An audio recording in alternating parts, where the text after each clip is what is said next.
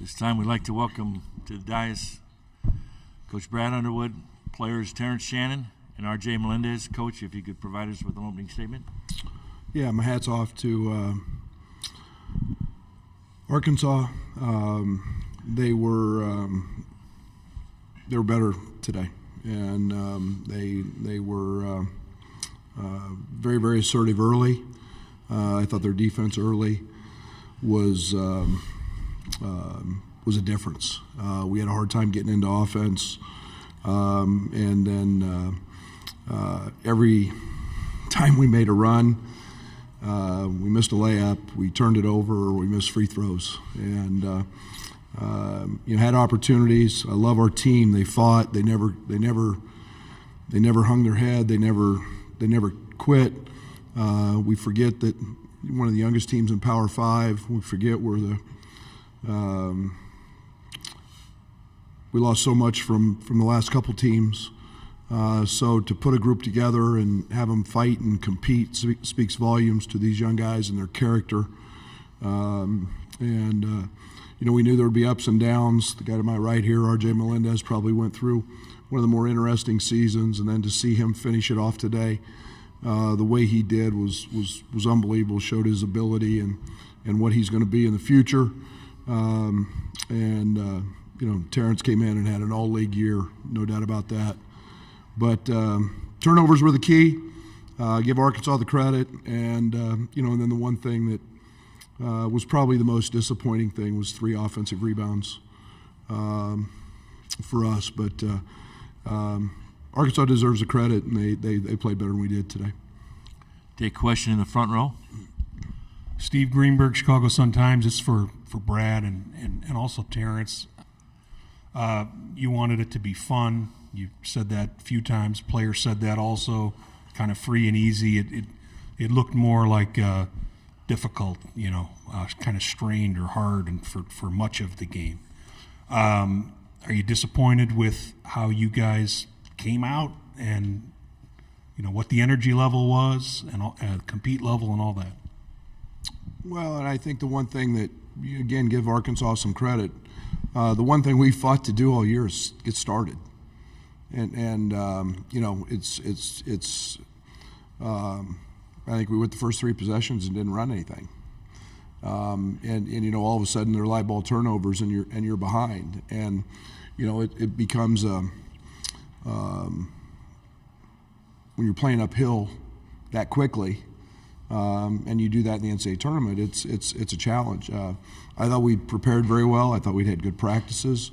But again, there's value in having been out there. We threw a lot of guys out there, played a lot of freshmen as they did, but we didn't execute very well and got off to a tough start because of that.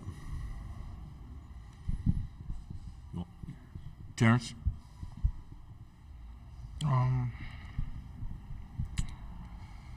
You pretty much said it all. It's always disappointing when you lose, but we could have got out to a better start. Like you said, we didn't run our plays the first couple of possessions. But like you said again, it's been like that all year. We just didn't find a way to start and play a full game. Go front row, opposite side. Brian Teague, CSOM Sports. So this question is for RJ and for Terrence. Obviously, you guys have talked about how the season's had its share of ups and downs. What are you guys going to learn from this season to take you guys forward? Start with the RJ first. For future seasons, we just got to not commit these mistakes again because it cost us last year's as well. Just simple mistakes, a lot of turnovers in the first half. We can't let that happen, and we just got to make sure we always stay connected as a team. Never let go of our emotions. Just keep him in the game and make sure we listen to coach at everything he says because he has a purpose with every single play, and we didn't run it at the first 3 plays like he said. So it's our fault kind of because he's calling them and we're not listening to them or we're not doing them. So we just got to be better, listen better, and be mentally tougher. Terrence? Some I can learn, some we can learn as a team. It's probably doing a better job of following our coach's game plan. Throughout the year, we had a lot of games where the coach would tell us what the other team would do, and they would do it, and it would be because of our mistakes. So just following the game plan better, that's something that I've learned, that we learned a lot this year as a team. We're going to stay in the front row. Derek Piper, Atlanta Inquirer. Brad, you mentioned the turnover within the roster. How important is it to you to have some of that continuity going forward, where the guys that played today will be with you going forward? In today's world, you have very little control over that. You hope so. We got locker room. I want everybody in that locker room back. But again, yeah. I mean, there's we'll have conversations, and we'll hope that everybody's back. If they do, we're going to be one of the top teams in the country. But it's a process, and everybody's got to understand the process. And when they don't understand the process, they transfer. So, if they do, getting guys like Terrence who become all-league, Alfonso Plummer last year, all-league, Matt Meyer, all-league, we'll go find other guys, and we hope we don't have to do that very often, because we got a couple guys that are damn good players, and guys that have grown a bunch, and hope they're all back. We're going to go on this side here, then we'll go across the way. Coach, what did you think of the pace of that game? At points, it was pretty fast and frenetic, pretty up and down. Would you have liked to have seen it played more in the half court? Oh, absolutely not. We're electric in transition. That's when we're at our best. There's nobody better than these two guys right here in transition. You got to make great decisions when you play fast. I enjoyed the pace. You can't turn it over 17 times, with that pace, and yet we've got to find that defining moment when, okay, it's not there. Now you got to run something. Half-court execution hasn't been a strong suit all year. It's one of the areas that we really have to grow in as a group and as a team and as a program. And, we went from one of the most efficient teams in college basketball the last 3 years to one that struggled in the half-court this year. So the pace was great for us. Got our final three questions on the right side, and then we'll finish up with these two here. Nigel Dyson, KCCI News. Coach Underwood, you talked about just being more of an efficient team offensively. If you need to go into just losing guys like Matt, obviously you're going to need to fill up roster spots. What are you going to look for to, I guess, fix that kind of wound, I guess, of this team to improve? Yeah, and we've signed some guys we feel really good about. And, I think that there's no doubt we finished last in the Big Ten in shooting from the three-point line. We were not a very good shooting team. I think that becomes a must.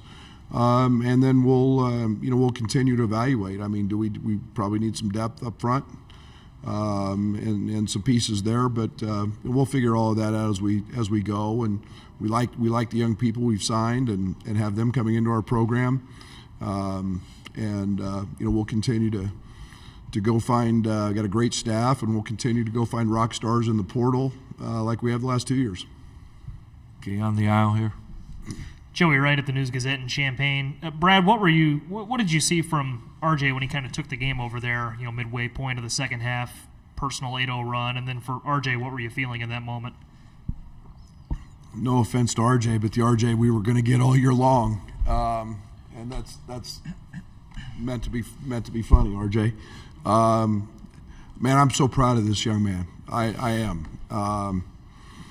and only he knows the true struggle that he's had. And it's been real. I mean, everybody's talked about it. He's felt it, and he's an elite shooter. He's an elite player, and to gain that confidence, I hope this is a springboard for him into what becomes a great off season with Fletch, and then makes that jump. When you become a junior, you're familiar with everything, and then you're confident. And to end it like he did today, that was pretty special, and I couldn't be happier. I couldn't be more proud, and I've got just a lot of really positive things going with RJ, because he's, we talk all the time, when you have a speed bump in life, you always come out better on the other side, and that was evident today.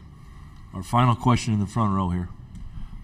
You guys were describing, breakdowns essentially, whether slow starts or not running stuff or not listening, one of the players said.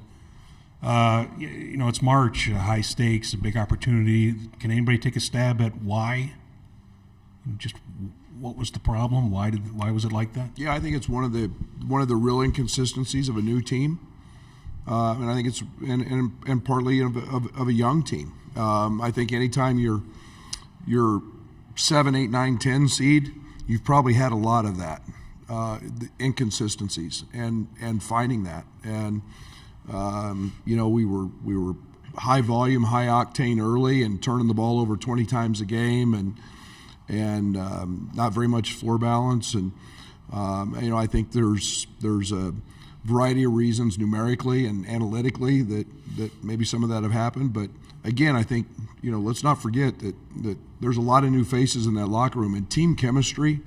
Those are wonderful young guys. Team chemistry just isn't built in a day, and it takes a little bit of time. And I'm happy that the places we've gotten to and the things we've accomplished.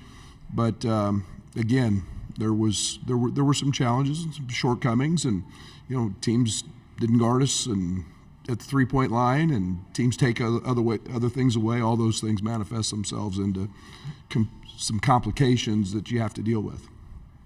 Thank you very much, Coach. Thank you. Thank you, student athletes.